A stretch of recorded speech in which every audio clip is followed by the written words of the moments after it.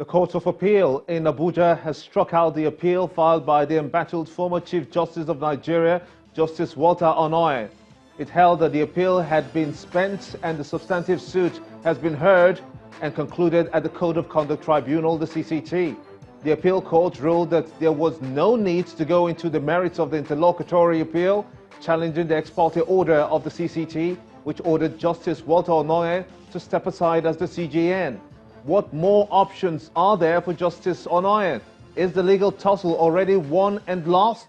Data feeds are coming through in one place simultaneously on all our social media platforms, channelstv.com and on youtube.com/channelsweb. You can follow us right now on m.channelstv.com and on Facebook as well. We've got all our platforms on social media covered. Tweet at Gimba Umar CTV. Use the hashtag State of the Nation. Let's get your thoughts in. President Muhammadu Buhari has nominated the Governor of the Central Bank of Nigeria, the CBN, Godwin Emefiele, for a second term. The letter for his tenure elongation was sent to the Senate on Wednesday and read during plenary on Thursday. Emefiele was first appointed by the former President Goodluck Jonathan in 2014 and was retained after Buhari assumed office in 2015. Now, Kano State Governor Abdullahi Ganduje has denied the claims the creation of additional emirates in the state was done to settle personal scores with anyone. He was speaking in Abuja, saying that contrary to the allegations, the additional emirates were created to make the traditional institution in the state more effective. Governor Ganduje went further to declare his respect for the Emir of Kano, Muhammadu Sanusi II. He, however, noted that the traditional ruler was answerable to his local government chairman as enshrined in the constitution. What does this mean to the Kano State Emirate, which has been in existence for the past 8 centuries? We'll take a further look at this now. A lawmaker, Honorable Baffa Bapa, the majority leader, Kano State House of Assembly, joined me via Skype, as well as Mohammed Yusuf, a spokesman, Kano State First Forum, joined me from our Abuja studios. I want to thank both gentlemen for joining us at this time. Let's begin with you in Kano, if we could get those links established at this moment. Let's begin with you in Kano, because these are indeed trying times for your state and concerning the upheavals and happenings that have taken place in the state as we see them. What do you see as being the major challenge now that we have come across to this point and looking at the developments concerning the traditional seat, that's the emirate in Kano State, for centuries now? People believe that this stance by the government is rubbishing the emirate itself. What's your view? Hello? Can you hear me? Hello? Can you hear me now? Can you come back, please? Yes, I was just asking you your views to this establishment of 4 extra emirates in Kano State. Some people see this as rubbishing the whole emirate itself. What are your views? That's not correct. Number one, I want you to know that I'm from the royal family of Kano State, and I will not be party to anything that will rubbish the traditional institution in Kano State. Secondly, the emirates that are established now were in existence since during the jihad time. So it's not a new thing. Some interests came across and abolished this emirate, which we had a lot of problem due to the abolishment of the emirate. For instance, before there was a better security network when we had this emirate in Kano State. For instance, during the Boko Haram attack in Kano, all the ward heads before, they will know who came to Kano, who came to their ward, where are they coming from, why are they coming from, what the business that they are going to settle to do in the areas they come. Are they only visitors? Are they there on business or what? But now, you see that some people will be trooping into the state without this being checked.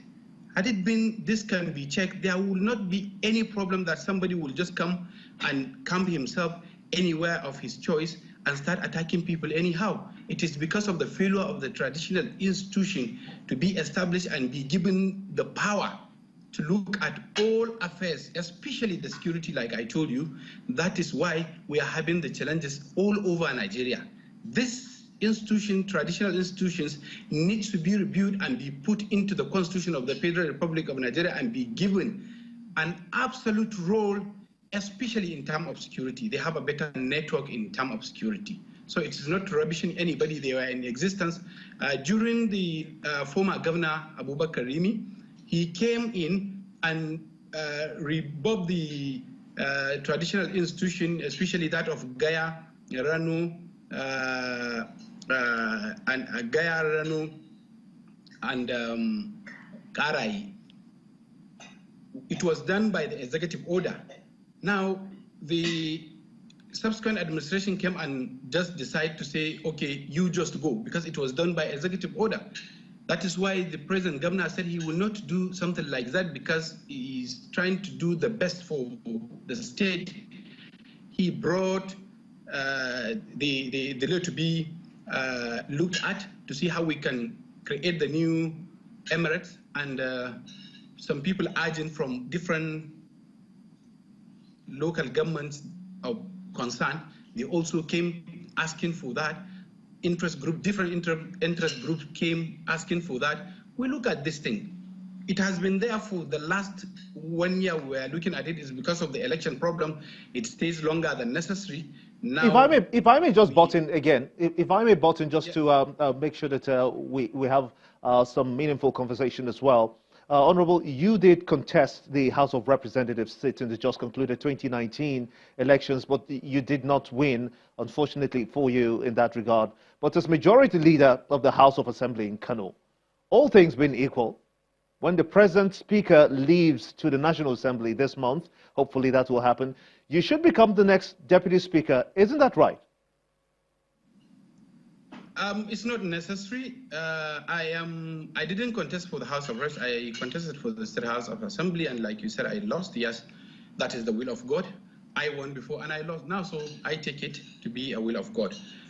Whether I win the election and I'm in the State Assembly, it's not necessarily I will be the deputy speaker or I will be the majority leader. It all depends on the House. If they decide to choose you, if you win as their leader or the deputy leader, is their own prerogative. So I was not aspiring for anything. My colleagues choose to vote for me as their majority leader. And if they so wish to do so, had it been I won the election, they can do so as well. Either the speaker, the deputy speaker, the majority leader, what have you. Or my party brings my name as the first procedure. So if you say it's done, maybe not necessarily so, but the indicators are that you just might be in that shoe. So how, if you get to that point, how do you then respond to the allegations from the state PDP that the addition of 4 emirates is a grand ploy of settlements by the governor as the speaker who has now, won the elections, will be going to the National Assembly in your state, and then that gives room for you to stand in his place and enjoy all the juicy benefits that come with it? Can you please come back? The line went off. How do you respond? Can you come back with your question? How do you respond to the allegations from the state PDP that's in your state that the addition of 4 emirates is a grand ploy of settlement by the governor, as the speaker will now move on to the House of Representatives, leaving that space for you to enjoy all the benefits that come with it? I didn't win the election. So if PDP said... no, not you, but the speaker. Of course, the speaker will not benefit from anything now. The pension right we just, the governor signed into law, it's only when you are not sitting in any position of authority, either elected or appointed. So the speaker and the deputy speaker, the current speaker and the deputy speaker will not enjoy this benefit now, because the speaker is now moving to the House of Representatives. The deputy speaker is still the current deputy speaker, and he won his election. He's going to be at the State Assembly. So it's not settling anybody. How will the addition of more emirates improve effectivity according to the governor? there's going to be an effectivity, seriously, like I told you, especially in terms of security. If they are given all the necessary powers to check every nook and cranny of Kano State, there will be an improvement in terms of security, which we need most now in the country and in Kano as well. Though we have a serious improvement in terms of security, we had an issue of Boko Haram, but it's no longer in Kano. We had an issue of kidnapping, it's no longer in Kano. The governor has done his best. The people of Kano State have supported the governor, the security agencies have done their best. We are now safe in Kano, and we pray to continue to live safely. With this additional creation of emirate councils, definitely the security situation of the state will improve by giving the powers to the emirs to check all the excesses, people coming in. Just yesterday, one of the nominees of the emir was telling us the story of somebody coming into his local government, building a house without any approval. He sent information to the security agencies in Rano, and they confirmed that it's somebody running away from Zamfara State to come and settle here. He's arrested, he's now with the police. So you see, it is not the police or the SSS that did that. It is the traditional district head that do this. All right, Honorable, I get your drift on this, but let me just put you on pause for a minute or two as Mr. Muhammad Yusuf has now joined us. He is of the Kano State First Forum, the spokesperson of that organization. I want to thank you so much indeed for joining us from our Abuja studios. Let me get your views. You've heard the submissions of Honorable Baba.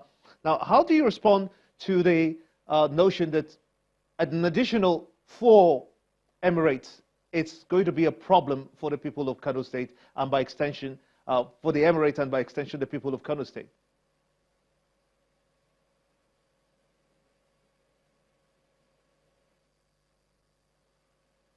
Can you hear me? We're trying to get across to you. If you can hear me, let me get your views on this also. Just a very quick question before we go on a very quick break as well. I'm just asking you, you've listened to the submission of Honorable Baba.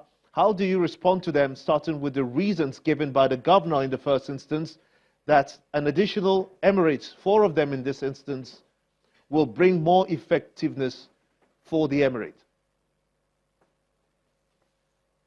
Okay, I guess I'm going to have to let you answer that question when we return shortly after this break. You're watching State of the Nation. Clearly, there are some questions to be answered also there, but that's the much we can take for the defining moments in the Kano Emirates, as they now have an additional 4 emirates to the existing 1.